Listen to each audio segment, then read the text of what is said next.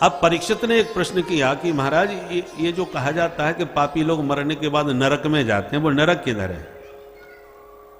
सुखदेव जी कहते हैं, परीक्षित, पृथ्वी से 99,000 योजन नीचे यमपुरी है। 28 प्रकार के नरक हैं। तामिश्र, अंध तामिश्र, रौरव, महारौरव, कुंभी पाक, असिपत्र मन, सूकर मुख, लाला भक्ष, ये सब नरकों के नाम हैं। किस पाप से किस नरक में कौन सी यातना दी जाती है, विस्तार से पंचम स्कंद के 26वें अध्याय में सुखदेव जी ने बताया। यस्तु परवित्तापत्य कलत्राण्यपहरति सही काल पाशबद्धो यमपुरुषै अति भयानकई तामिस्त्रे नरके बलान्यपात्यते। जो पापी पुरुष दूसरों की धरती माने जमीन जायदाद, स्त्री और पुत्रों पर उनका अपहरण कर लेते हैं, कब्जा कर लेते हैं, वो पापी लोग तामिस्त्र नरक में जाते हैं, जहां तांबे के समान अग्नि में संतप्त भूमि पर इन जीवों को पटक दिया जाता है। जो दूसरों से द्रोह करके, बैर करके, छल करके, कपट करके, पैसा कमा करके फिर केवल अपने परिवार का पेट भरते हैं, वो पापी पुरुष रौरव नरक में जाते हैं, जहां रुरु नाम के जानवर उनके शरीर के मांस को नोच के खाते हैं। घर में आए अतिथि अभ्यागत मेहमानों को जो क्रोध भरी आंख से देखते हैं, कौन बना के खवाए, वो वज्र तुंड नरक में जाते हैं, जहां गीध उनकी आंख नोच नोच करके खाते हैं। इतने भयानक नरकों का वर्णन किया कि परीक्षित तो कांप गए। हाथ जोड़ के बोले, महाराज क्या इन पापियों, इन नरकों से बचने का कोई उपाय है? सुखदेव जी कहते हैं, देखो परीक्षित, नरकों को धोबी घाट समझो। कपड़े पहनोगे तो गंदे तो होंगे, अब गंदे होंगे तो सफाई करनी पड़ेगी। ये शरीर भी वस्त्र है। इस शरीर रूपी वस्त्र से आपने जितने पाप के दाग लगाए हैं अपने जीवन में, उनकी सफाई तुम्हें करनी पड़ेगी। अब दो तरीके हैं, साबुन लेके अपने हाथ से कपड़े साफ कर लो, फुर्सत नहीं है तो फिर धोबी घाट पर भेज दो। उसी प्रकार आपने जो पाप किया है, आप उसका स्वयं प्रायश्चित कर लो, तो आपने अपने हाथ से अपना पाप साफ कर लिया। और प्रायश्चित नहीं करोगे तो यमराज फिर डंडा लिए बैठे हैं तुम्हारी सफाई करने के लिए, अच्छी तरह से ड्राई क्लीनिंग करते हैं। आप अपने कपड़े को जितने प्यार से साफ करोगे, धोबी नहीं करेगा। धोबी तो धुलाई करेगा, और धुलाई भी धुनाई के साथ करेगा। कपड़े में कोई दया नहीं आती उसे, वो अच्छी तरह से धुलाई करता है। इसलिए उत्तम यही है कि हर व्यक्ति को अपने पाप का प्रायश्चित स्वयं ही कर लेना चाहिए। परीक्षित बोले, ये तो बड़ी झंझट वाली बात बता दी महाराज आपने। अब एक एक पाप का एक एक प्रायश्चित व्यक्ति किससे पूछता फिरेगा? आप तो एक ऐसा बढ़िया साबुन बता दो कि सारे दाग धब्बे हम उसी साबुन से साफ कर लेंगे। सुखदेव जी बोले, तो एक है। कौन सा साबुन? के चित केवल या भक्त्या वासुदेव परायणा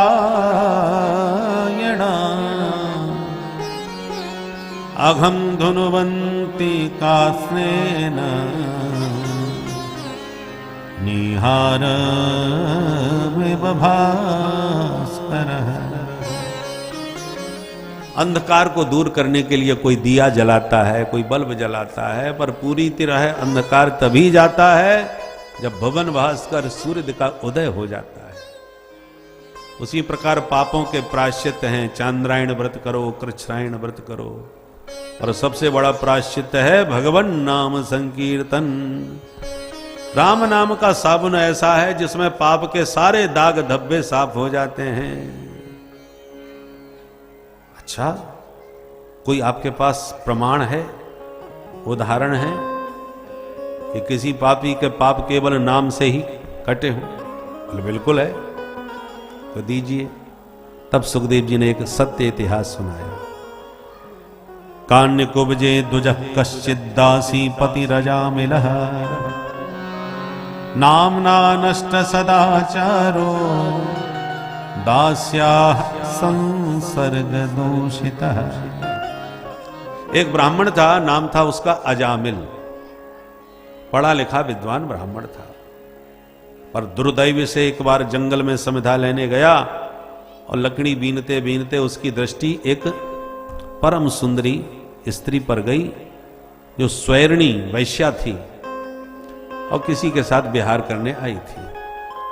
पर उसकी सुंदरता पर ऐसा लट्टू हुआ कि घर परिवार पत्नी पुत्र परिजन सबका परित्याग कर दिया और उसी के पीछे पीछे उसके घर पहुंच गया और हमेशा के लिए उसी के साथ रहने लगा, उसी का गुलाम बन गया, उसी के द्वारा कई बच्चे पैदा किया और सबसे छोटे एक बच्चे का नाम एक साधु के कहने पर इसने नारायण नाम रख दिया। उस नारायण पुत्र में इसकी बहुत अधिक आसक्ति हो गई, हर बात पे उसी को आवाज लगाता था। असैवं वर्तमानोग्यो मृत्यु काल उपस्थिते, समय बीता और इसका मृत्यु का समय आ गया। और जब मृत्यु काल उपस्थित हुआ तो बड़े बड़े भयंकर काले काले यमदूत इस पापी को पकड़ने आ गए और यमदूतों को देख करके बुरी तरह घबराया और इसने देखते ही डर के मारे अपने बच्चे को आवाज लगाई, बेटा नारायण बचाओ, दूरे क्रीडन का सक्तम पुत्रम नारायणा वयम प्लावितेन स्वरोडो आजुहाव कुलेन्द्रिय।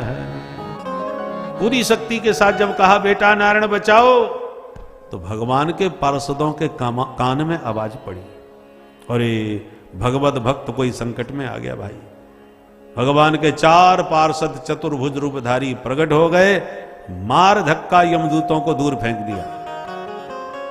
यम के दूत एकदम हड़बड़ा के उठे और बोले, ए भाई तुम 4 चमकीले चमकीले कहां से चले आए, हमको धक्का क्यों मारा? विष्णु दूतों ने कहा, पहले तुम लोग बताओ, तुम इसको क्यों सता रहे हो, कौन हो तुम? यमदूत बोले, हमको नहीं जानते, हम यमराज के दूत हैं, पापियों को पकड़ने का हमारा ही कारोबार है, जितने पापी इस धरती में हैं उनको पकड़ पकड़ के ठीक करने का काम हमारा है।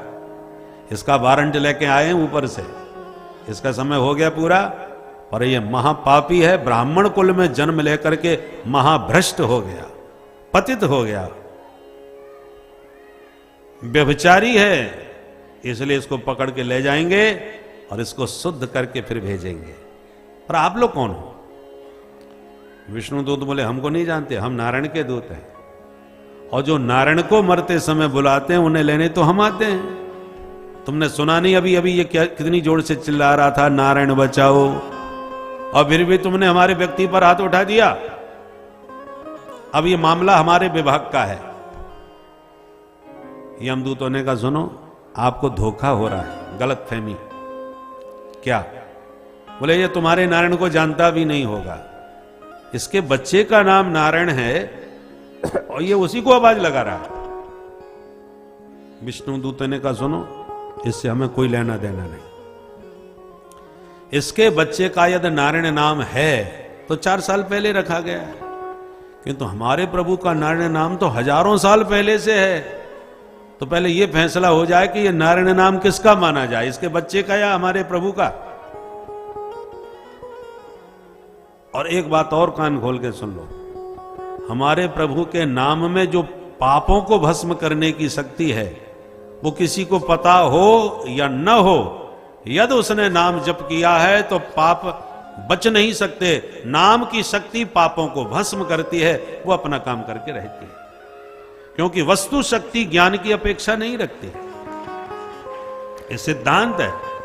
उदाहरण से प्रमाण देख लीजिए, बिजली की तार में करंट होता है, किसी को पता है किसी को नहीं, परंतु जिसको पता है वो तार पकड़ेगा तो उसको भी करंट लगेगा, और जिसको नहीं भी पता है वो भी यदि तार छू ले तो करंट तो उसको भी लगना है।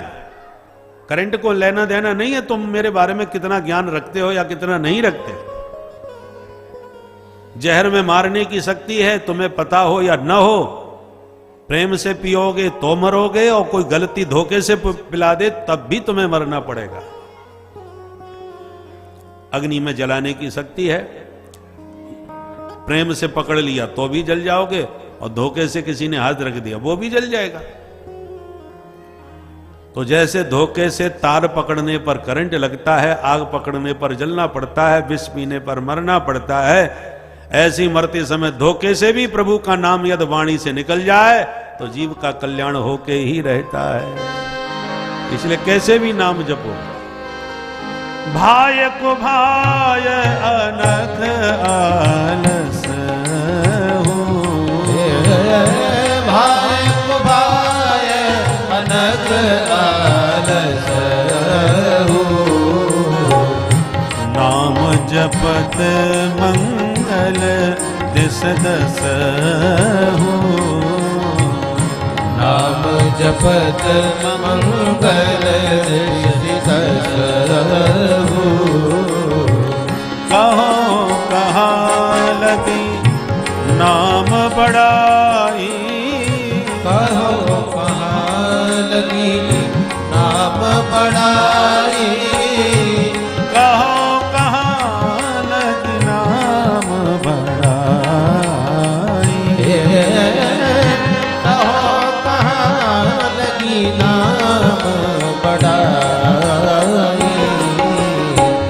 राम न सकहि नाम गुण गाई, ओ राम न सकहि नाम गुण गाई। साक्षात भगवान भी अपने नाम की महिमा का पूरी तरह प्रतिपादन नहीं कर सकते। हम कहां तक नाम की महिमा सुनाएं। इसलिए यमदूतों हमसे ज्यादा बहस न करो, भला इसी में कि चुपचाप इसे छोड़ो और अपने पास जाने दो, अपने घर जाओ, क्योंकि अब ये मामला हमारे विभाग का हो गया। इसने हमारे प्रभु का मरते मरते नाम लिया है। यमदूतों ने कहा चाहिए बताओ तुम्हें पता कैसे चला कि इसने कितने पाप किए? तुम 24 घंटे इसके आगे पीछे फिरते हो क्या? यमदूतों ने कहा हमारे जो मालिक है ना धर्मराज, वो न्यायाधीश हैं, जीवों के शुभाशुभ कर्मों का दंड वही देते हैं। पुण्यात्माओं के लिए धर्मराज, पापात्माओं के लिए यमराज। व्यक्ति एक ही है, न्यायाधीश। जीवों के न्याय करने वाले हमारे स्वामी हैं। हम लोग प्रशासनिक अधिकारी हैं, किसको पकड़ के कहां ले जाना है वो काम हमारा है। वारंट ऊपर से आता है, पकड़ के हम उसे ले जाते हैं, निर्णय फिर सरकार करते हैं हमारे। परंतु इसने पाप क्या किया है इसकी गवाह कौन देता है? पता कैसे चलता है तुम लोगों? बोले हमें 2-4 नहीं 13 गवाह है हमारे पास, जो हर जीव का पूरा हिसाब किताब रखते हैं, कब कौन कहां क्या कर रहा है। कौन कौन है?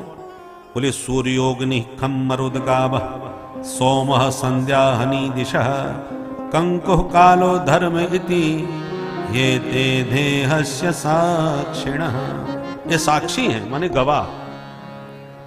सूर्य भगवान गवाह है। आप इनके प्रकाश में जो भी काम करोगे सूर्य भगवान उसकी गवाही देते हैं, किसने ये गड़बड़ किया हमने देखा। अग्निदेव गवाह है, आकाश गवाह है। ऐसी कौन सी जगह है जहां आकाश न हो? चंद्रमा गवाह है, वायु गवाह है और रात्रि गवाह है, दिन गवाह है, दिशाएं 10 दिशाएं, काल चक्र, ये सब एते देहस्य साक्षिण, ये सब प्रत्येक देहधारी के साक्षी हैं माने गवाह हैं। ये सब इनकी साक्षी में ही करे। अब तुम कहीं भी कितना भी कोई छुप करके पाप करने की कोशिश करो, इन सब से कहां छुप सकते हो बताओ? सूर्य देखेंगे या चंद्रमा देखेंगे, आकाश देखेगा, वायु के बिना तो आप रह नहीं सकते, हर जगह हवा है। पवन आपका प्रत्यक्ष साक्षी बनेगा। इन सब के साक्ष्य से हमारे स्वामी निर्णय लेते हैं जीव का, इसको स्वर्ग जाना है, नरक जाना है, क्या दंड देना है, कौन से नरक में भेजना है। अरे भाई एक देश के शासन प्रशासन की व्यवस्था में ये सब नियम चलता है कि नहीं देश के ऊपर? तो जो नियम देश में राजा के माध्यम से चलाया जाता है, पर यहां तो आपकी रिश्वत चल सकती है। घूसखोरी चल जाएगी तो आप अपने पाप से थोड़ा बच सकते हो, ताड़ना से बच सकते हो, न्यायाधीश को भी खुश कर सकते हो। पर वो जो दंडाधिकारी है न्यायाधीश, वहां रिश्वत नहीं चलेगी आपकी। जो साक्ष्य के अनुसार उन्होंने देखा। और दूसरी एक जो चित्त है हमारा चित्त, ये ऐसा चिप कार्ड भगवान ने फिट कर दिया है, जैसे मोबाइल में होता है ना चिप कार्ड डाल दिया जाए तो वो सब रिकॉर्ड रखता है। ऐसी चित्त में सब रिकॉर्ड होती है कि तुम क्या सोच रहे हो, क्या कर रहे हो, किस मानसिकता से कर रहे हो, कौन सा कर्म किया, किस सोच के साथ कर रहे हो। वो चित्त रूपी चिप कार्ड में सब स्टोर रहता है। इसी को कहते हैं चित्रगुप्त। चित्रगुप्त ही तो सब हिसाब किताब लगा करके देता है कि इसने कब कहां कैसा क्या किया था। वही खाता चित्रगुप्त, निकालते हैं उसी के अनुसार फिर दंड दिया जाता है जीव को। तो ये जो चित्त है ना, चित्त यही वो चिप कार्ड है चित्रगुप्त के रूप में, जो आपकी एक एक सोच को, एक एक कर्म को गुप्त रूप से यहां रिकॉर्डिंग कर रहा है। उसी के आधार पर यमराज निर्णय लेते हैं और जीव को यथोचित दंड दे के शुद्ध करते हैं। पर यमदूत फिर भी अजामिल को छोड़ने को तैयार नहीं। विष्णुदूतों ने बहुत समझाया, देखो अब इससे हाथ मत लगाना, पर नहीं माने तो वो पिटाई करी कि यमदूतों को छोड़ छाड़ के वहां से भागना ही पड़ा। सब छोड़ के भाग गए और थोड़ी देर में विष्णुदूत भी गायब हो गए। अब अजामिल उठ के बैठ गया और उन दोनों के बीच में जो बातें सुनी, देखो मरने वाले कोई आने वाले यमदूत या विष्णुदूत दिखाई पड़ते हैं, सबको नहीं नजर आते। तो ये चूंकि मरने वाला था, मृत्यु काल उपस्थित हुआ था, तो इसने दोनों की बातें पूरी तरह सुनी और सुनकर के इसको बड़ा धक्का लगा कि अरे राम राम, यमदूत बात बिल्कुल ठीक कह रहे थे। मैं ब्राह्मण कुल में जन्म लेकर के कितना पतित हो गया, कितना अभागा। जो ब्राह्मण शरीर ब्रह्म ज्ञान के लिए परमात्मा ने दिया था, उसे विषय वासना में मैंने बर्बाद कर दिया। दुष्कृतम कुल कज्जलम, मेरे जैसा पापी कुल कलंकी दूसरा कोई नहीं हो सकता। धिग्माम विगरहितम, अपने आप को धिक्कारने लगा। चलो अब भी कुछ नहीं बिगड़ा है, एक मौका मिला है, प्रभु ने मुझे नया जीवन दिया है, एक अवसर दिया है। तुरंत घर द्वार छोड़ करके भाग गया, गंगा तट हरिद्वार में पहुंच गया। वहीं पर निरंतर भगवत भजन करते करते अजामिल मुक्त हो गया। और उधर यम के दूत जब पिट के पहुंचे तो यमराज के सामने काल दंड फेंकते हुए बोले, महाराज हो गई नौकरी, अब हमें नहीं करनी। क्यों भाई, क्या हो गया? बोले पहले ये बताओ, कति संति है शास्तारो जीवलोकस्य भाई प्रभु, इस संसार में जीवों पर शासन करने वाले कितने शासक हैं? हम तो केवल आपको ही समझते थे, पर बात क्या हुई ये तो बताओ भाई, इतने नाराज क्यों हो रहे हो? यमदूतों ने कहा आपसे वारंट लेके गए थे उस पापी को पकड़ने के लिए, परंतु पकड़ना तो दूर रहा, हम ही पिट के आ गए। भाई तुम्हें किसने पीटा, क्यों मारा, तुम्हें किसने मारा? बोले सरकार, जब हमने उस पापी को पकड़ा तो उसने नारायण को पुकारा, सो 4 लोगों ने आके हमको मारा। जो नारायण का नाम सुना, यमराज ने तुरंत मुंह पे हाथ रख दिया, सावधान, ये नाम अब लिया सो लिया, दोबारा तुम्हारे मुंह से नहीं निकलना चाहिए। क्यों? अरे भाई ये सब पापी लोग पड़े हुए हैं यहां नरक में, अरे भगवान का पवित्र नाम तुम यहां ले रहे हो, इन पापियों के कान में आवाज चली गई तो हमारा कारोबार सब चौपट हो जाएगा। यहां से इन पापियों के बीच में प्रभु का पवित्र नाम बिल्कुल मत लेना। यमदूतों ने कहा ऐसा इस नाम में क्या चमत्कार है महाराज, हमें भी तो बताओ। यमदूतों ने कहा इतनी पिटाई, यमराज ने कहा इतनी पिटाई होने के बाद में भी तुम्हें चमत्कार समझ में नहीं आया अभी तक? अरे उस पापी ने पुत्र के बहाने प्रमादवश प्रभु का नाम लिया तो तुम उसे पकड़ नहीं पाए, और प्यार से उसने कहीं सच में हरि को ही पुकारा होता तो तुम उसे देख भी नहीं सकते थे। इससे बड़ा नाम का चमत्कार तुम्हें और क्या बताऊंगा। यमदूत बोले महाराज तो हमें आप कुछ नहीं बताओ, हमें तो बस इतना बता दो, आज के बाद हम किसको पकड़ने जाया करें। सुखदेव श्री यमराज कहते तो नोट करो, जिह्वान भक्ति भगवत गुण नामधेयम् चेतश्च न स्मरति तच्चरणारविन्दम् कृष्णाय नो नमति यदशिर एकदापि तानानयध्वमसतो कृतविष्णुकृत्या। जिनकी जिह्वा से हरि का नाम ना निकले उन्हें पकड़ के लाओ। जिनका चित्त हरि के चरणों का चिंतन न करे उन्हें पकड़ के लाओ। जिनका माथा मुरलीधर माधव के चरणों में न झुकता हो तान आनयध्व, बस ऐसी पापियों को पकड़ के लाओ। भगवत भक्तों से कभी हाथ मत लगाओ। सुखदेव जी कहते हैं परीक्षित ये बड़ा गोपनीय इतिहास है जो कुंभज ऋषि ने ठाकुर जी की सेवा करते करते हमें सुनाया था, वो प्रसंग बस आज मैंने परीक्षित तुम्हें सुना दिया। ये कथा की प्रामाणिकता सुखदेव जी ने प्रस्तुत करी। मनगणंत कहानी में समझ लेना। इतिहास में गुह्यम भगवान कुंभ संभव कथया मास मलय आसीनो हरिमर्चयन। ठाकुर सेवा करते समय कुंभज ऋषि के द्वारा कही हुई कथा मैंने आज तुम्हें सुनाई है। अब इसी से जान जाओ नाम की कितनी महिमा है। इसलिए मन लगे न लगे जबरदस्ती नाम जपो। छोटे बच्चों को पहले पुचकार के बड़ी मुश्किल से विद्यालय में भेजना पड़ता है। रोते हैं, बिलखते हैं, परेशान होते हैं, फिर भी मैया लाड़ प्यार करके खिला पिला करके पुचकार करके जबरदस्ती विद्यालय भेजती है। रो रो के जाते हैं और धीरे धीरे जब उनको विद्या का बोध होने लगता है तो धीरे धीरे मन भी लगने लगता है और एक दिन वो होता है कि खुद ही तैयार होकर के भाग करके पहुंचते हैं। हर विषय में डायरेक्ट सीधे मन नहीं लगता, मन लगाना पड़ता है, मन से जबरदस्ती करनी पड़ती है। भजन में भी आपके यदि संस्कार नहीं है तो बिल्कुल मन नहीं लगने वाला। जिसके पूर्व जन्म के संस्कार भजन के होते हैं वो बचपन से ही भजन चालू कर देते हैं। ऐसे कई हमने छोटे छोटे बच्चे देखे हैं जो माँ बाप का विरोध करने पर भी भजन करते हैं। ऐसे भी हमने देखे। मैया बाप महानास्तिक विरोधी और बेटा फिर भी माला लिए घूम रहा है। ये संस्कार होते हैं। और एक बात याद रखिए, आप अरबों की संपत्ति कमा लो, तमाम फैक्ट्रियां लगा लो, और एक धेला भी अपने साथ में लेके नहीं जा सकते अगले जन्म में काम आ जाए, कुछ नहीं। परंतु जो भजन किया है, तप किया है, वो मन बुद्धि चित्त अहंकार जो सूक्ष्म शरीर है वो संस्कार लेकर के आप जब स्थूल शरीर छूट जाएगा पर सूक्ष्म शरीर तो साथ में जाएगा जीव के।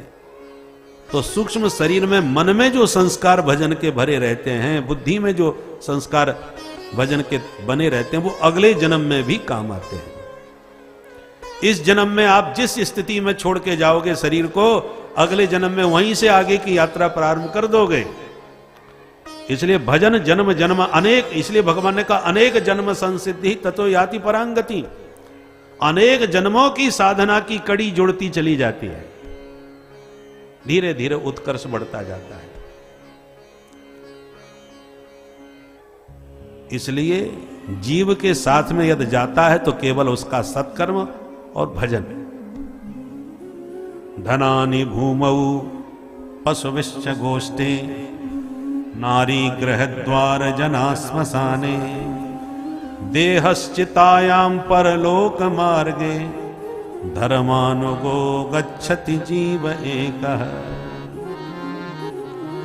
धनानि भूमौ, जितना भी धन कमाया है सब धरती में गड़ा रह जाएगा। पशुवश्च गोष्ठे, जितने पशु पालन किया है सब गोष्ठ में बंधे रह जाएंगे। जिस अर्धांगिनी ने आपके साथ 7 फेरे लगे हैं वो भी जाएगी, पर नारी गृह द्वार, घर के दरवाजे तक जाएगी सिर्फ। और जितने आपने व्यवहार समाज में पाला है, बंधु बांधव सौहृद जितने हैं वो भी जाएंगे, पर केवल मरघट तक जाएंगे, स्मशान तक जाएंगे। जना श्मशाने। और की छोड़ दो, ये जो शरीर जिसमें आपने खूब क्रीम पाउडर लगा करके लाखों रुपए इसके ऊपर इसको सजाने संवारने में खर्च किए हैं, वो शरीर भी देहश्चितायाम, वो भी चिता में जल करके भस्मसात हो जाएगा। तो आपके साथ क्या जाएगा? बोले धर्मानुगो गच्छति जीव एक। जो सत्कर्म आपने किए हैं, जो धर्म कर्म किया है, जो तप किया है, जो पुण्यार्जन किया है, वही पुण्य बल, वही सत्कर्म तुम्हारे साथ में जाएगा, जो तुम्हारा परलोक का मार्ग प्रशस्त करेगा।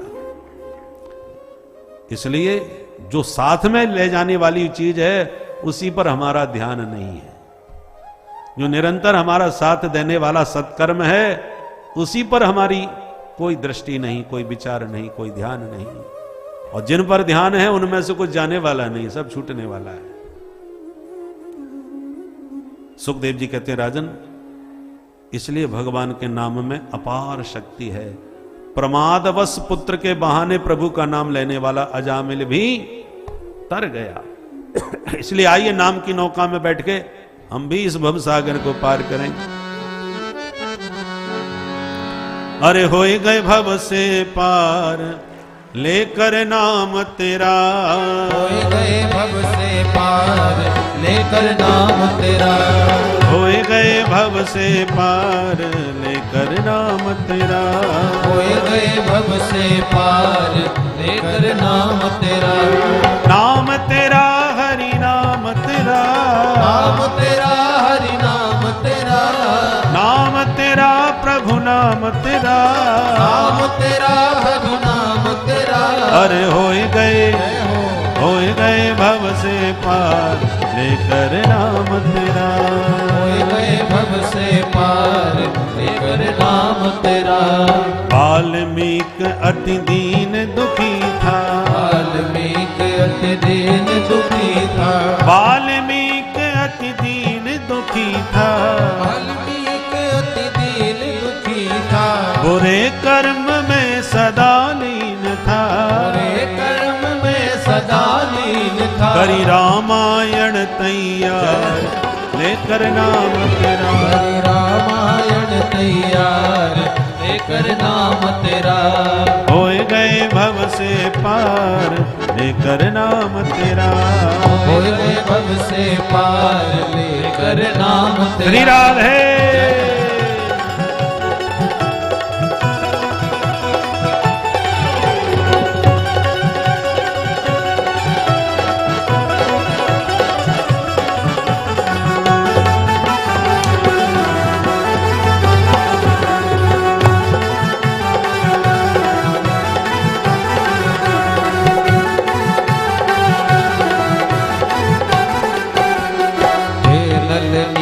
जाति के बानर, नल नील जात के बानर, थे नल नील जाति के बानर, नल नील जात के बानर, हाथे नल नील जाति के बानर थे, नल नील जात के बानर, राम नाम लिख दिया शिला पर, राम नाम लिख दिया शिला पर। अरे हो गई, हाँ हो गई सेना पार लेकर नाम तेरा, हो गई सेना पार लेकर नाम तेरा, हम होए गए भव से पार लेकर नाम तेरा, होए गए भव से पार लेकर नाम तेरा। जय श्री राम।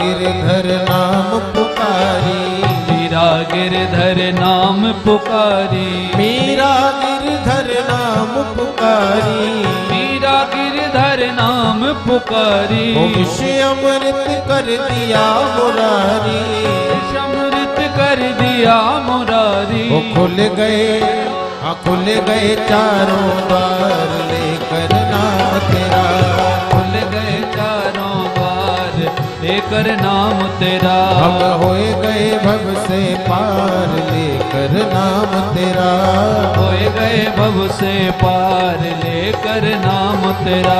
ओ राधे राधे गोविंद गोविंद राधे राधे। राधे राधे गोविंद गोविंद राधे राधे राधे गोविंद गोविंद राधे राधे राधे गोविंद गोविंद राधे गोविंद राधे गोपाल राधे गोविंद राधे गोपाल राधे गोविंद राधे गोपाल राधे गोविंद राधे गोपाल राधे ओ गोविंद राधे गोपाल राधे गोविंद राधे गोपाल राधे हाँ गोविंद राधे गोपाल राधे गोविंद राधे गोपाल राधे ओ गोविंद राधे गोपाल राधे गोविंद राधे गोपाल राधे राधे राधे गोविंद गोविंद राधे राधे राधे गोविंद गोविंद राधे राधे राधे गोविंद गोविंद राधे राधे राधे गोविंद गोविंद राधे ओ राधे राधे गोविंद गोविंद राधे राधे राधे गोविंद गोविंद राधे गोविंद राधे गोपाल राधे गोविंद राधे गोपाल राधे गोविंद राधे गोपाल राधे गोविंद राधे गोपाल राधे ओ गोविंद राधे गोपाल राधे गोविंद राधे बोलिए बांके बिहारी लाल की जय।